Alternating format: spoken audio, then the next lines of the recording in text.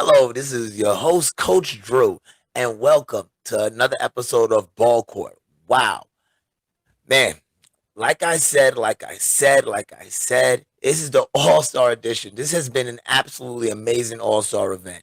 And I would be remiss to even bring up the All Star, what I'm saying, the whole All Star event without talking about one of the greatest storylines in the All Star weekend. I have to talk about this. Yes, those two boys from Akron, two boys born in the same hospital, came out to the All Star game in Cleveland and really showed out. I'm talking about, yes, Steph Curry and LeBron James. Half of y'all don't know that. Yes, Steph Curry and LeBron James were born in the same hospital. Isn't that crazy? Man, and yes, this was the 75th edition of the NBA. This is 75 years, their diamond anniversary. So this All Star game had a little bit of extra, umph to it. Because you had some of the most amazing legends all in the building. Now I know that from the All Star games in the past, it has been absolutely beautiful because everybody came out to watch, but this one was a little bit different.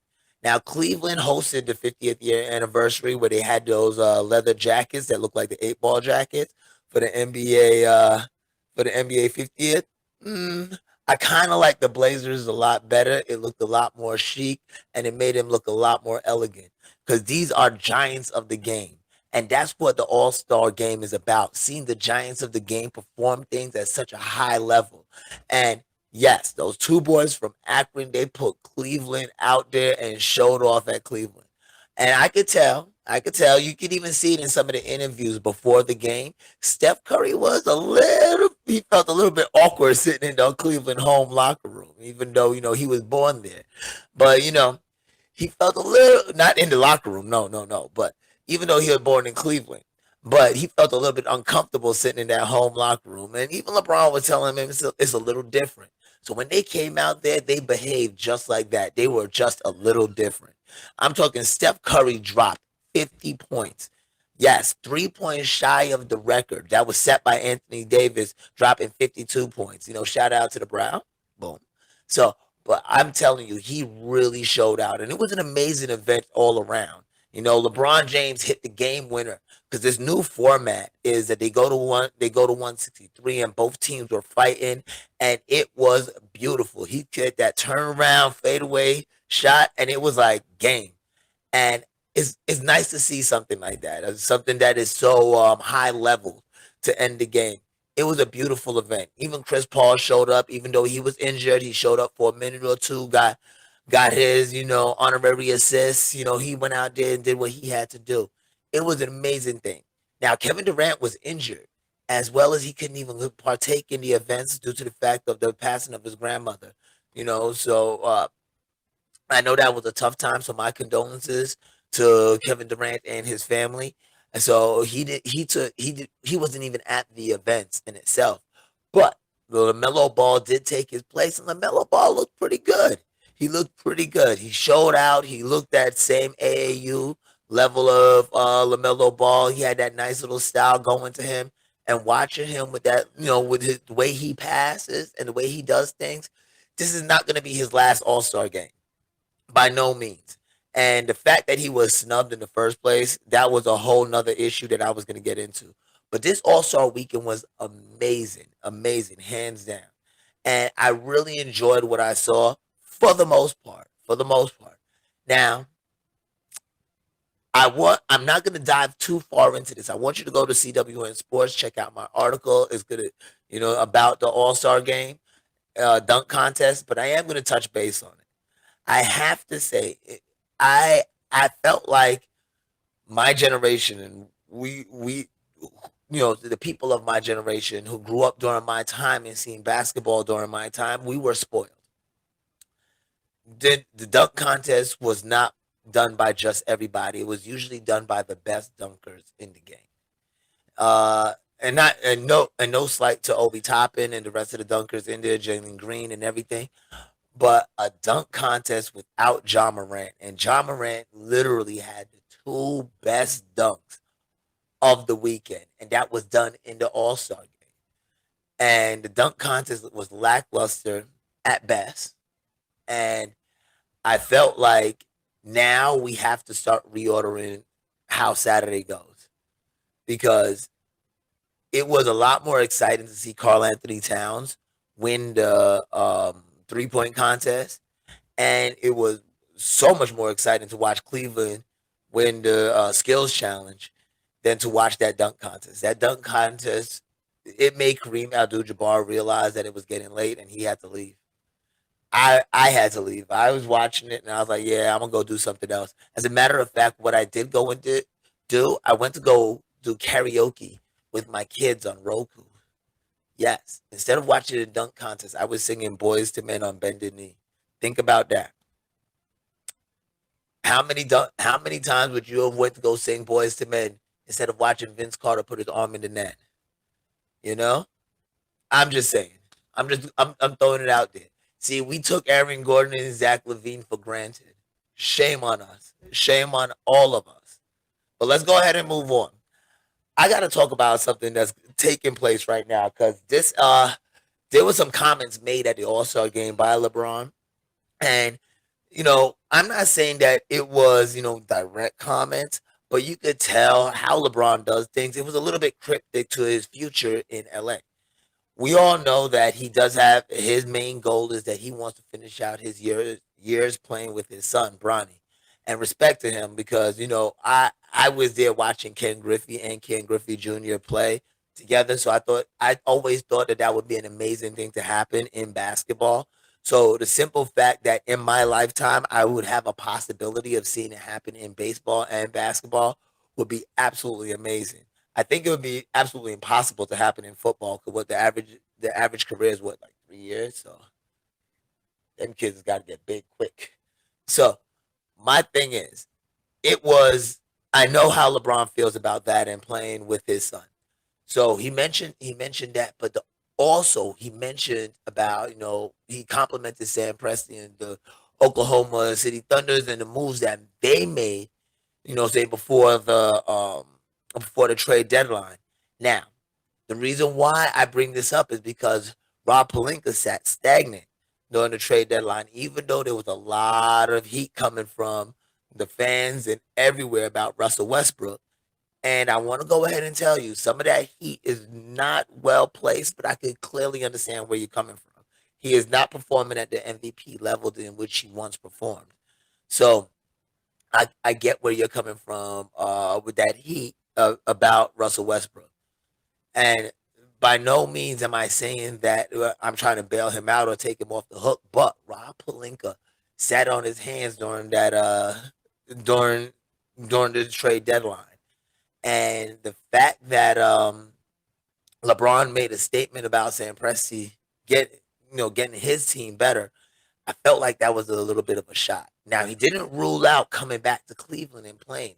So coming back to Cleveland for the third time, you know, he didn't rule that out by no means. So it is something that's now up in the air, which how is the Lakers going to handle this? Because the last thing they need to know is or need to feel is hearing the tabloids that LeBron James bought another house in Cleveland. So this is something to go ahead and think about. And I'm more than positive that the Cavaliers and Dan Gilbert, who was, I'm more than positive he will try and bring Bronny into the organization in any way possible if it does mean bringing back the king. So these are certain things that you want to go ahead and look at when you say, hey, what's going to be the future of the Lakers? Now, I got to talk about the fact that right now the Lakers are sitting in turmoil. Is I'm saying right before the All Star break, they took the loss to the Blazers. Now this loss to the Blazers was a pretty much a gutted team. Everybody on the team was either traded and or sitting out.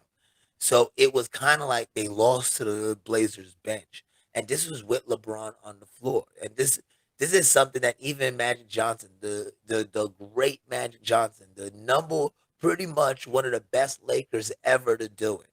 And we're gonna get to the rankings in a little bit later about the top 75. So, but Magic Johnson in himself, he's one of the greatest Lakers to ever do it. He was even disappointed in the display that they saw. And so this was something that made me look at him and say, hey, you know what? What are we looking at now for the Lakers organization? Stop and think about this. A little bit before the All-Star break, Jerry West tries to get into a game. Now, Jerry West, the logo, Jerry West, pretty much one of the greatest Lakers to ever play. He, hands down, is Mr. Laker himself. He suffered through loss after loss against the Celtics just to gain a championship. He was there during the struggle. He was there when your grandparents talk about how great the Lakers used to be, and they talk about Elgin Baylor and the good old days and the yesteryear. He was there. He was there helping build the organization as an executive. So they told him his lifetime tickets were no longer in his lifetime. He never felt so insulted. So it's kind of like this great organization and that Dr. Jerry Buss put together seems to be falling apart right in our hands, you know? And let's be honest here, when things start to fall apart, people are going to have to go. They're gonna have to start putting people on the chopping block. And when you think about, who's gonna end up going, let's stop and look at it. LeBron James adds 60 wins to any team. You're not gonna just get rid of LeBron James like that. It's gonna be something that if LeBron James want to leave, he's gonna leave. He's been known to do that in the past. But you're not gonna go ahead and just get rid of him. Now, Anthony Davis, on the other hand, I can understand that he's, falling onto the more aging side with these injuries, and it's looking like if you have to go ahead and make a change, Anthony Davis wouldn't be one that will actually say, the fans will turn against you. But at the same point in time, with everything that he has done in the short period of time that he has been with the organization, is it something that you wouldn't want to just go ahead and just filter out and say, all right, cool, he's going to get him out of there. So that leaves a certain amount of people. Russell Westbrook, which a lot of the fans are calling for his release, calling him Westbrook and all of this, and they're calling for him to get out of there. But really, after the comments that LeBron made, pretty much it feels like Rob Pelinka's he's pretty much on the chopping block. It it's kind of like when Jalen Rose and the rest of the Fab Five got to Michigan. His job is about to go to somebody else. So this is something that you want to look out for. I'm telling you. As a matter of fact, I'm gonna go ahead and take a quick little break. I'm gonna be right back with more Ball Court. My name is Coach Drew, and I want to thank y'all for hanging with me. Stick around. We got some more Ball Court right after this. Welcome back to Ball Court. I'm your host, Coach Drew. Man, and this is the world of basketball. And let me tell you, I'm about to make this world really controversial. All right, top 75 ranking. ESPN released their top 75 ranking. Now, I'm going to go ahead and mention the top 10, and this is their top 10. Now, this top 10 pretty much solidifies the debate. The back and forth, the who's better, this and this and this. So this was voted on everybody. This was the ranking. This is where it came. This was going on. Here goes the top 10 as ESPN sees it. Now, if you feel differently about anything, please do not at me about this because this is not my top 10. I do agree with it. Definitely, I agree with it based on the order. But I want to go ahead and point out some key facts that blows this top 10 away. So first of all, the number one on the top 75 ranking was Michael Jordan. Hands down, yes. Michael Jeffrey Jordan hit number one. And I would have to go ahead and say the weight of the six championships and the two three peats is pretty much solidifies him as the number one. You can't discount the fact that he's pretty much one of the greatest winners in basketball history. He had that next level, that Jordan next level where he could put things away and and lock it away. Nobody There was no time that he was walking off the court feeling like they took a loss, except for Orlando. I felt like Orlando really, what I'm saying, really gave him a little scare there. But what I'm saying, there was no time that it was a time that you could say that all right, Jordan was outmatched. So definitely he falls number one on that. Okay, so number two, LeBron James. Yes, all you LeBron James haters, how do you feel? Anyway, nonetheless, sorry. LeBron James, he took number two. I have to go ahead and congratulate him because finally, even if you're going to weigh it as saying, okay, well, he didn't have as many championships as Michael Jordan, he actually made it to the finals more times than Michael Jordan, and more times than anybody. He made it to nine straight finals. It was that's something that's pretty much unheard of. He's in year 18 and he's still leading his team in points. He's dominating the league, and as a matter of fact, his All Star team has won five All Star games. Team LeBron has won five All Star games. Think about it, straight. So he's on that next level, and you could actually say he is the leading score getter in all of basketball. Nobody's ever scored more points than this man here in basketball. So congratulations. I have to say that LeBron James is number two. Now we got to go to the number two point getter, which always get left out of the conversation. He falls in at number three. Yes, Lou Alcindor himself, Kareem Abdul-Jabbar, one of the greatest basketball players to ever come out of the PSAL, and I'm talking about New York City's public school athletic league.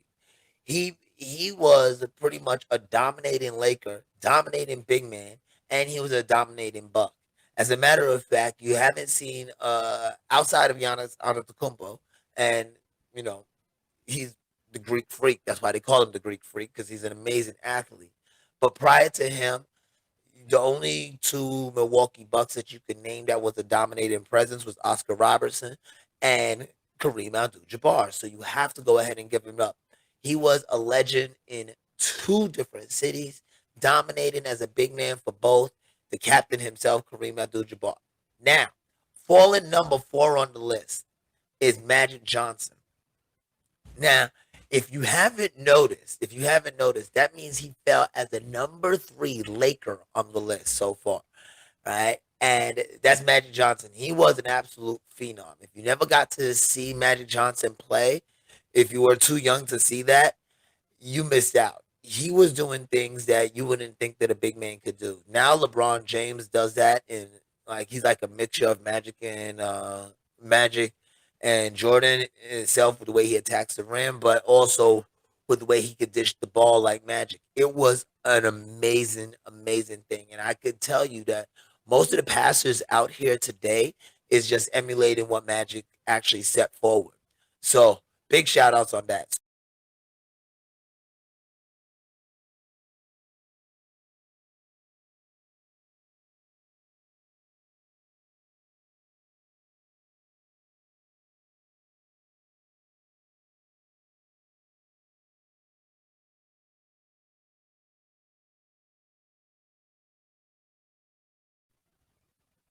I'm sorry.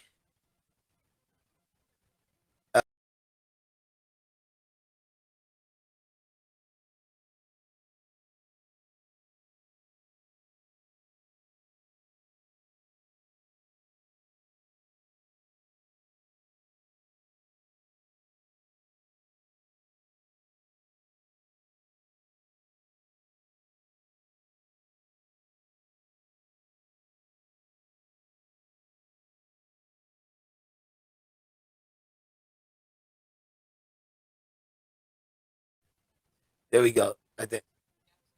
All right. So what was that, Magic?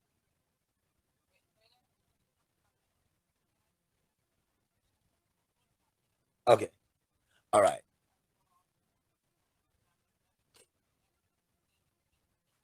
Okay. All right. Okay. Good. All right. And rounding in the number five, filling out the number five, I would have to say Welch Chamberlain. Um, oh, I'm sorry.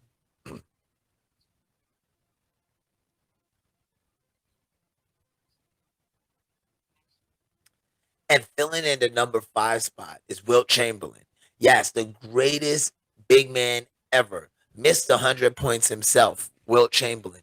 So that shows in the top five. Yes, there is four Lakers sitting in the top five. With Michael Jordan. All right. So I would definitely have to say that, probably the Lakers were one of the greatest teams of all time.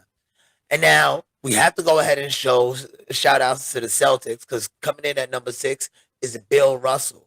Now, Bill Russell pretty much dominated his time going back and forth with Wilt Chamberlain.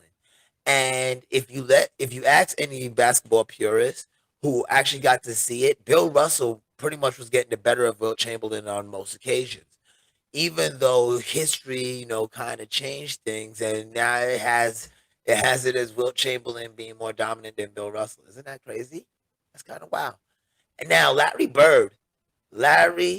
Legend Bird fills in at number 7. I feel that he's about at the right spot. Larry Bird should be about number 7 because I couldn't say that he is better than Magic. I wouldn't say that he is better than Wilt or Bill Russell himself. I because there in itself, I feel that Bill Russell was the greatest Celtic of all time. So when you put Larry Bird there, that I felt Larry Bird would fall at number 7. Now, here's where number 8 and 9 to me should have been reversed. I felt number 8 should have been Oscar Robertson, Mr. Triple Double. He was doing things way before it was known that it could be done. He could direct the game better than LeBron could do now. Even though it's been said that he had a little bit of an attitude in the way he went about directing the game, but that could just be his love for winning. But they had actually Tim Duncan at number 8 and Oscar Robertson at number 9.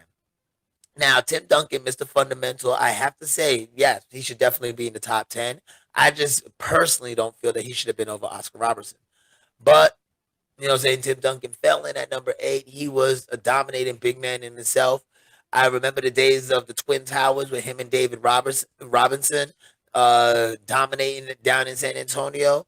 And when after David Robinson moved on, and then you brought in Tony Parker and Manu Ginobili, it was a great group of guys that he had around him. And with his fundamental style of basketball, he was a guaranteed success because a lot of people don't realize that now.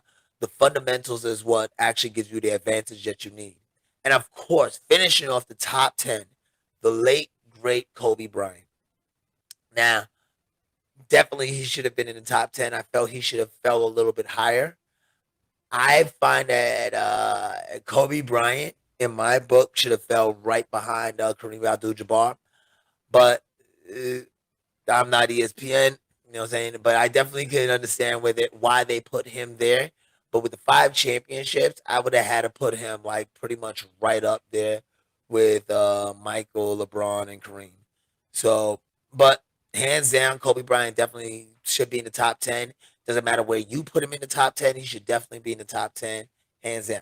Now, out of the whole list, now I went through the whole list and I thought to myself, okay, who got ranked really high and who got ranked really low? All right. Now I'm basing this off of my personal preference. I would have to say Pete Maravich. He got ranked at number 54. The reason why I felt like he got ranked higher than he should have is he had 5 All-Star appearances. You have only a few. There was only a few. I don't remember the exact number, but there's only a few that had less All Star appearances than him, and these were like Dennis Rodman and people like that. So it wasn't like he was out there showing up in the All Star game every year. Is but he had 5 All-Star appearances now, and in the postseason in itself, you got to think about it. Russell Westbrook had a better postseason experience than he did. So it's kind of like, and Russell Westbrook, great MVP, and he wasn't ranked as high as Pete Maravich. So I really think in itself that he should have been ranked a little bit lower. Now, Pistol Pete, I know Pistol Pete. He showed us how to do a lot of things, and it was amazing during his time. So he was pretty much like uh I'd have to say he had pretty much like one of the he was the predecessor of he was the predecessor of Magic. He was the predecessor of the amazing handles, the great passes, and all those trick moves. He started it. He was the grandfather of it. But I still think number 54 ranks him a little higher than he should have. Now, the person who got dropped, I felt got robbed on a whole was James Harden. They ranked him as number 50. Now, if we take a look at stats, basketball skills, points, things that he's done with teams like from Oklahoma City over in Houston, what he's done with Houston, even coming over to the Nets and the things that he's done in the short time that he was there, I feel that his stats alone should get him above 50. Now, let's be honest here. We could go ahead and say that is, what I'm saying, is because he hasn't won championships. But there's a lot of people on that list that's ranked higher than 50 that has not won a championship, you know? So there's a lot you could say why, he was ranked number 50, but clearly I feel like he was ranked that low because of the fact of what he did in Houston, how he got out of Houston, what I'm saying, and how he got out of Brooklyn. I felt that him causing that drama in Houston and causing that drama in Brooklyn really hurt his ranking. And I feel that that shouldn't have taken place. That after James Harden retires and after people like Russell Westbrook retires and we get to see their career on a whole, we could definitely go ahead and really accept them. But I think right now, a lot of these people who was voted was blinded by what's going on right now. It's like they see that at this moment James Harden is acting a certain way. They see that the weight gain thing that he did in Houston, or the way that he didn't want to say he wanted out of Brooklyn, but as soon as he got out of Brooklyn, he started saying why he wanted out of Brooklyn. So the way all of those things transpired, I could definitely see why it was like why he was dropped down to number 50. I feel like it was the same reason he was picked last in the All-Star game is because, of what happened in the whole thing with the Brooklyn Nets. So, with that being said though, hands down I agree with, I would say, about 60% of that list. I agree with. I'm not going to go ahead and get into all the stuff I disagree with, but I definitely do agree with it. So that's the reason why I had to take a coach's look at the top 75 ranking for 75 years of the NBA. Now, I'm going to go ahead and jump into a coach's look at in honor of Black History Month. Yes, here goes a Black History fact for you. Now, in honor of Black History Month, I'd like to go ahead and tell you a Black History fact that you probably may not know. All right.